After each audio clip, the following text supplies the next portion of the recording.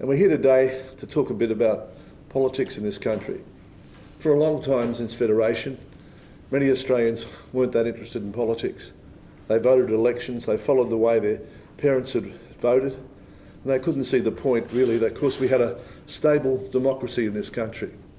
But in the last couple of years, all that's changed. In the case of our party in particular, we now find that we're the largest political party in the country with 80,000 members, and we're contesting 151 seats in the House of Representatives. And right across this nation, meetings are taking place with our members.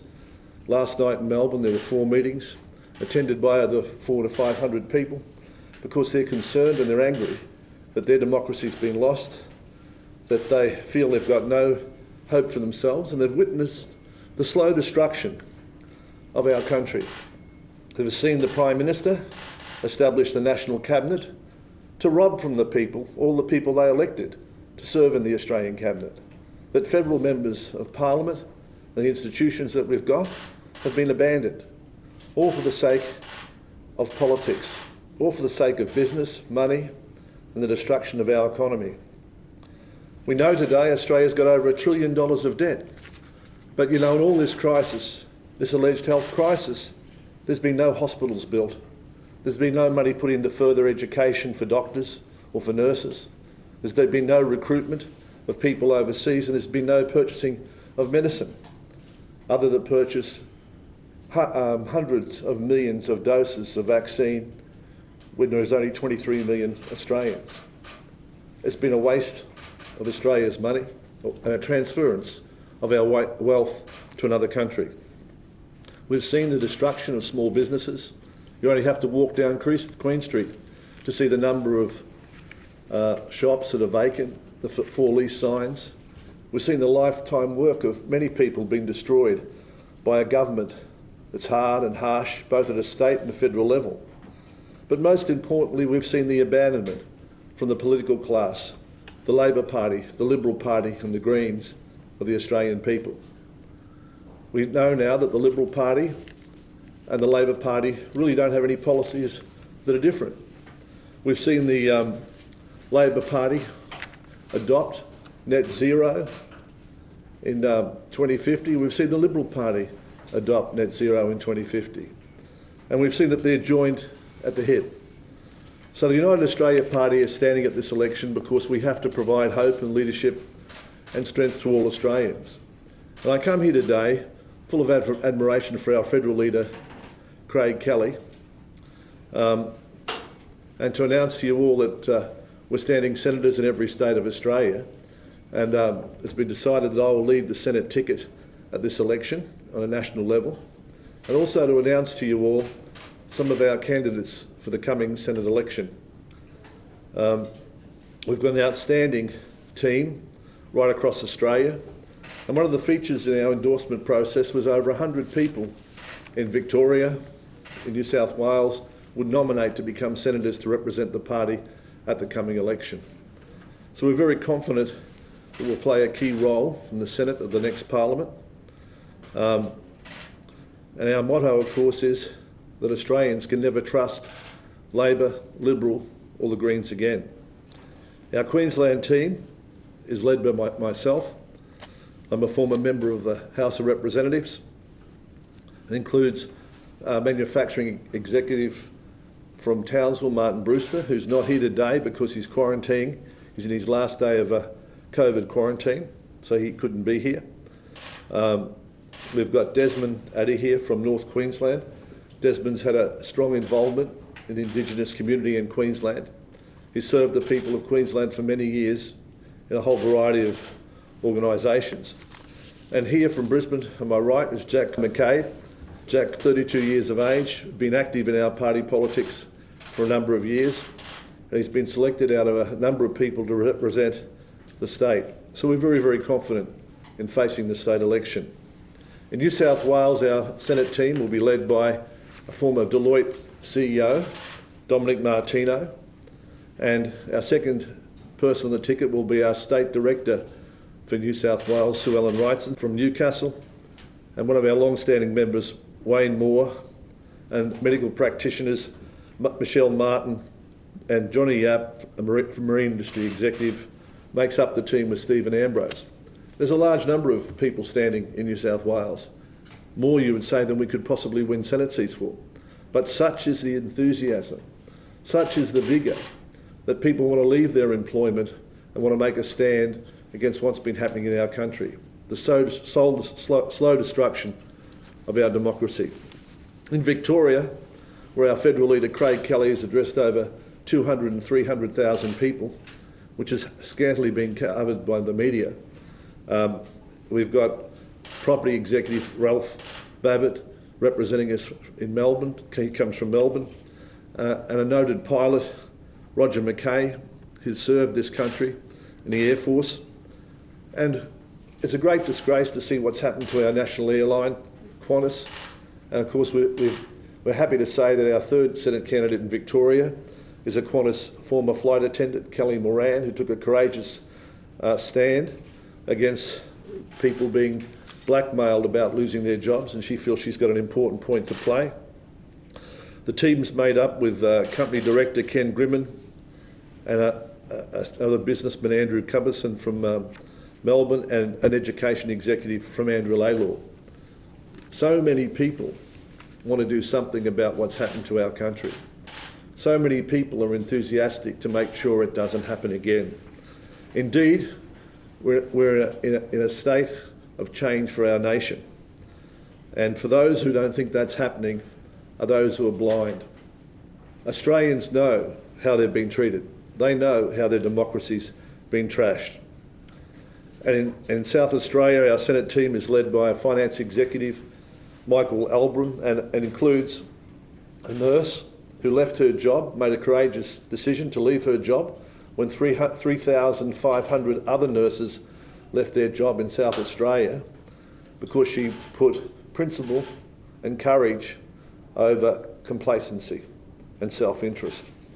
In Western Australia, the business executive James McDonald heads the ticket, supported by our state director in Western Australia, Rob Forster, and human rights lawyer Andrea Tokali. The Tasmanian Senate team will be led by a successful small business owner who has seen her business and other businesses destroyed in Hobart and surrounding areas, Diana Adams, who'll be joined by Alan Hennessy as our Senate team in Tasmania.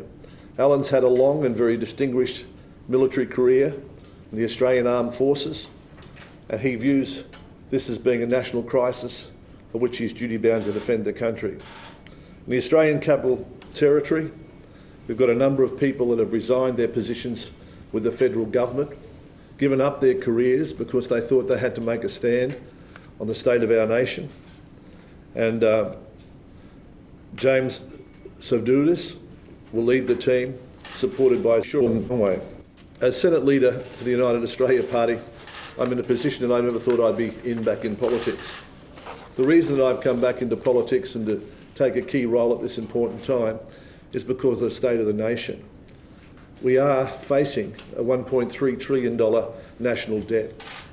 And if we pay back our debt at the rate of $10 billion a year, as the Treasurer has suggested, it means that in 250 years' time, Australia will be debt-free.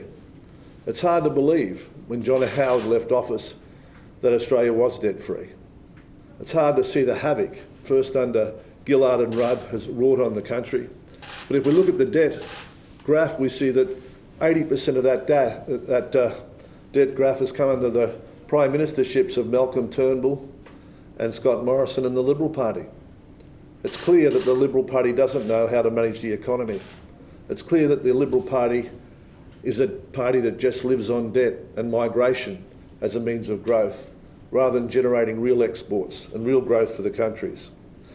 But you know, the political class that exists in this country, the Liberal and Labor parties, have joined together, not to criticise each other. And during the week I had dinner with an executive I've known for 40 years from the Liberal Party, one of their top people, who was very, very disappointed that we are standing at this election. And I challenged him to name one policy, just one policy, that differed with the Labor Party and the Liberal Party. and he was unable to do so. He assured me there were some, and he would get back to me when he read their policy documents. But at the top of his head, he couldn't think of one at all. So as I said, the Prime Minister has effectively negated the last federal election by appointing federal ministers who have no power, who have no say in how the country's run, and that power has been delegated to the National Cabinet, which is mainly made up of people from the Labor Party and other groups. So as the trumpet sounds at this point in history, we must rally round the flag, and that's what we're doing. The United Australia Party has true leadership and will provide in the coming months economic policies that will reduce and get rid of the debt, that will allow and set the country up for economic prosperity. At this election, though, more than any other, we must worry about democracy. We must worry about our freedom and our rights. After the election's had, we can be sure of one thing. If the Liberal and Labor Party gets back, there'll be more lockdowns. There'll be more destruction of our businesses. They're treating you very nicely leading up to this election. They can fool you once, as George Bush said. They can fool me twice, but don't let them fool you again. You know what they're like.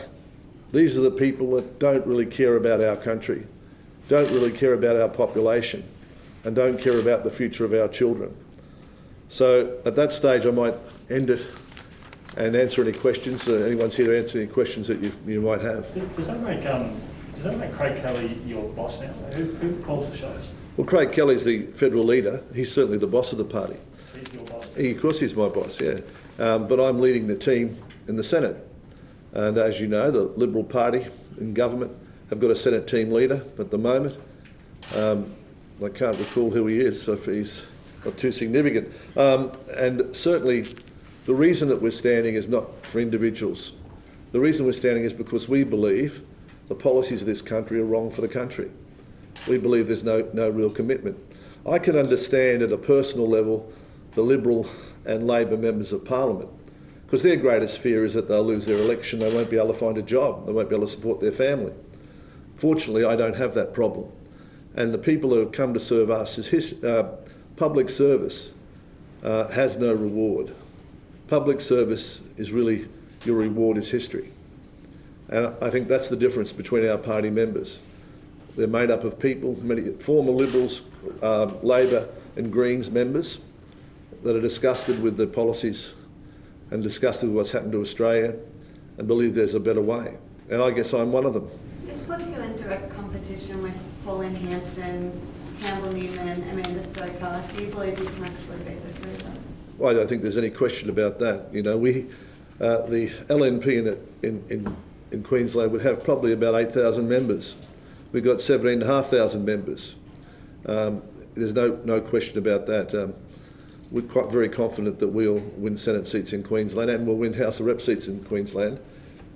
We are standing as the alternate party against the Liberal-Labor duopoly.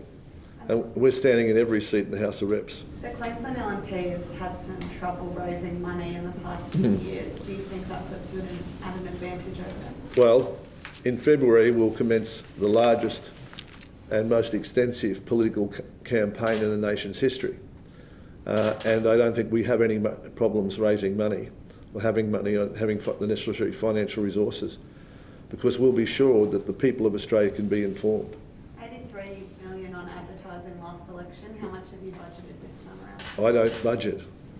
We just respond to the political circumstance. But you can rest assured that we'll leave no stone unturned to ensure that our position, what we're offering the Australian people, is clearly communicated. Mr. Palmer, why will this election go differently for yourself and your team compared to last election? Well, you only have to live in the last two years to know that. You've only got to have a look at the people on the street. This weekend, of course, will be rallies right around the country and around the world. And if you have a look at the numbers of people that actually turn up on the street, it'll give you a good indication, because the majority of those people are supporters of our party. They're not really supporters of me or individuals. A lot of them feel they have got no hope for themselves and they think Australia can do better. You've got to remember there's been a great departure by the Liberal Party from their principles. The Liberal Party was a party once that believed in freedom of choice, believed in tolerance, believed in the rule of law. We've seen all of those things go by the wayside, and that's only happened in the last 2 years, really. So I think people will be concerned about that. And of course, the union movement has not stood up at all for the workers, and many workers have felt their views haven't been expressed properly or their interests not protected. You saw that with the CFMEU in Melbourne, and that was an extreme example of it. You've seen that with the police and the teachers that have gone to the Supreme Court of Queensland to get injunctions to save their jobs. You saw the situation that we were funding an action in the Supreme Court of Queensland, which was to have a hearing this week to open our state borders. And what did the state government do? They opened the borders on the Tuesday because they didn't want to be beaten in court. That's the reality of it, right? So they're all the reasons, because people have actually seen how politics affect their lives. I think that's the critical thing. Before, she'll be right, mate, politics is pretty boring. It's a minor thing on the agenda. But I think things have changed. In which order, Mr. Palmer, do you think you'll be preferencing the major parties? Well, what we can say for sure is we won't be preferencing Liberals, Labors or the Greens in the Senate. Right? We only have to nominate 6 people there. But unfortunately, in the lower house, you have to number every square. So, you know, can say equivocally now that Liberal, Labor, the Greens will be at the bottom of the ticket. In that order? I don't know the order because it's not for my decision to make. Believe it or not, it's our national executive. And of course, we don't know at this stage who all the candidates are, right? There were brave people in the Liberal Party who crossed the floor with Craig Kelly. There was Lou O'Brien from here in Queensland that took a principled stand. There were the Senator Rennick also, and the South Australian Senator also crossed the floor. So you know, you've got some people with some courage, and you've got to encourage other people to deal with policies that are for Australia. What about the Liberal Democrats in One Nation? Well, we've already announced our preferences. Our first preference is going to the Liberal Democrats, and their first preference is coming to us. One Nation we haven't decided yet, but we will be announcing another preference deal with another minor party in the next week or two. Our objective at the last election was to ensure that Bill Shorten didn't become Prime Minister.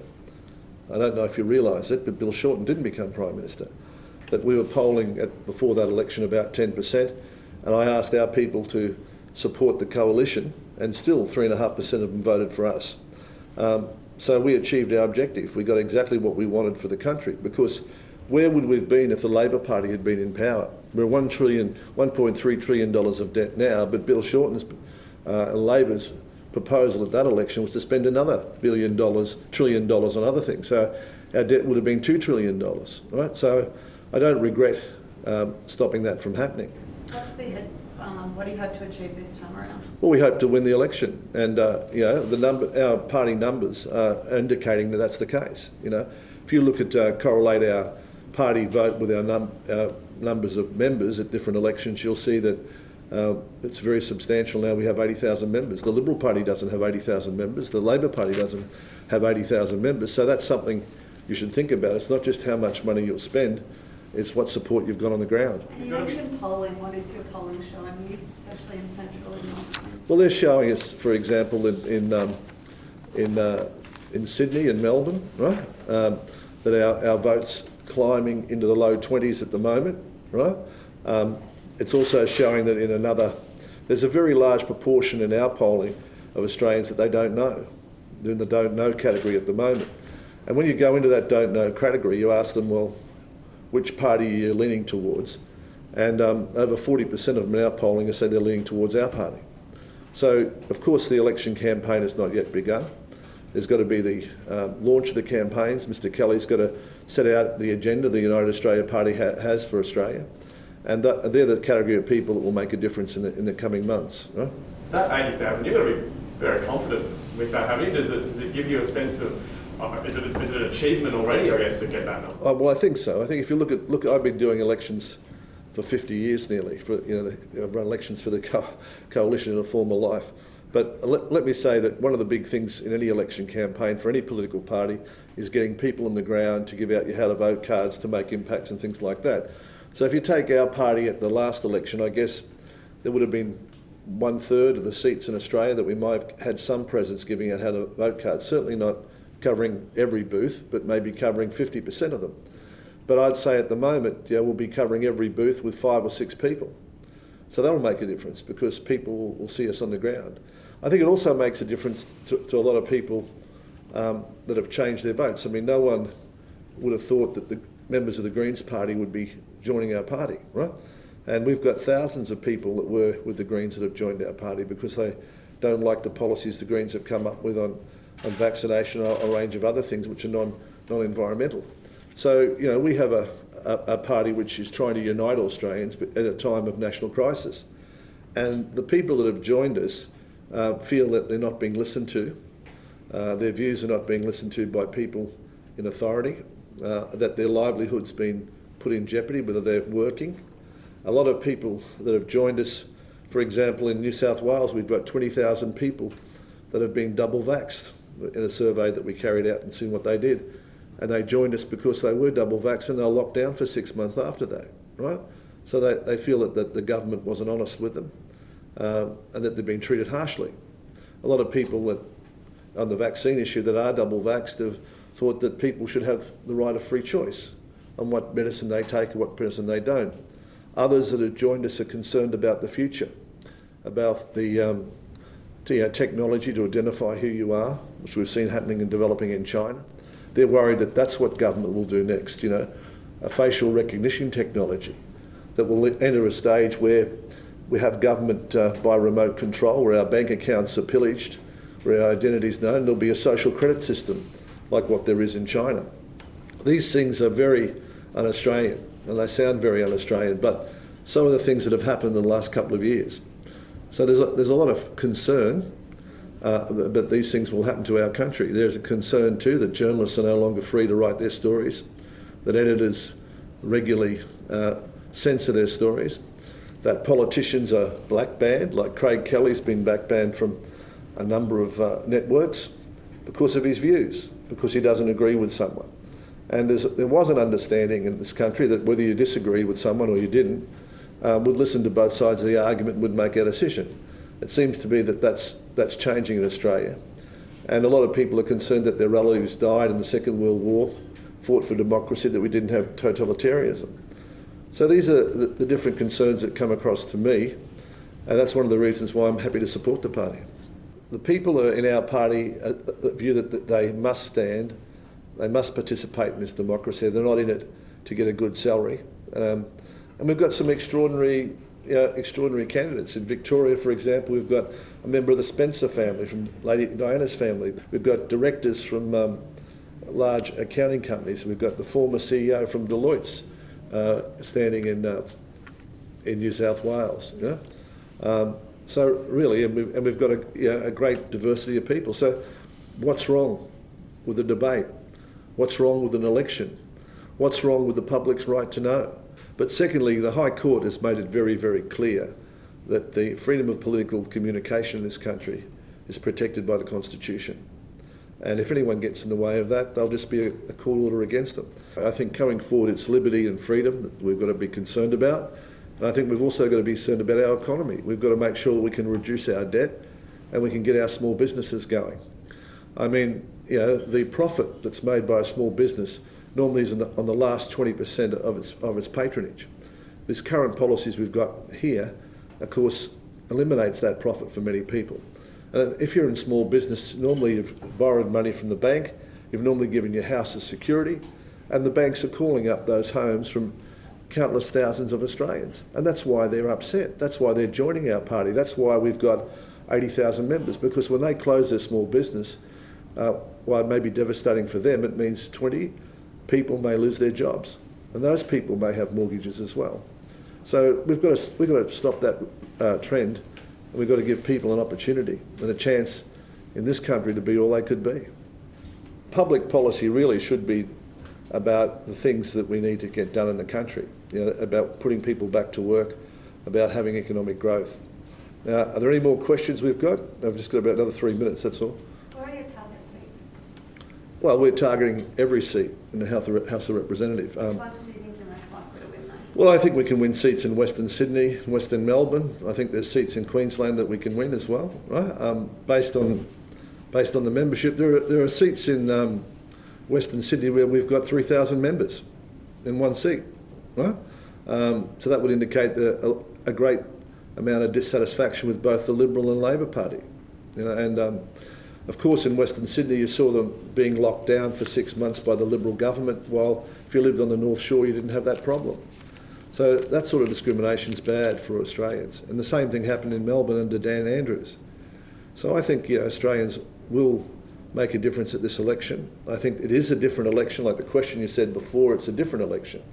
Because, you know, most Australians, for most of their lives, have not been really that interested in politics, right? But whatever your views, in this coming election, there's a stronger interest. There's a rationale to think, well, hey, what's gone on has affected me and affected my life, and I should have my say. So if we look at, and you believe in democracy and multiple choice in elections, our party stands against the Liberal and Labor parties, right? We give that choice to voters. That's got to be a good thing for Australia. Right, thanks very much, everybody. Thank you. Thank you. Thank you.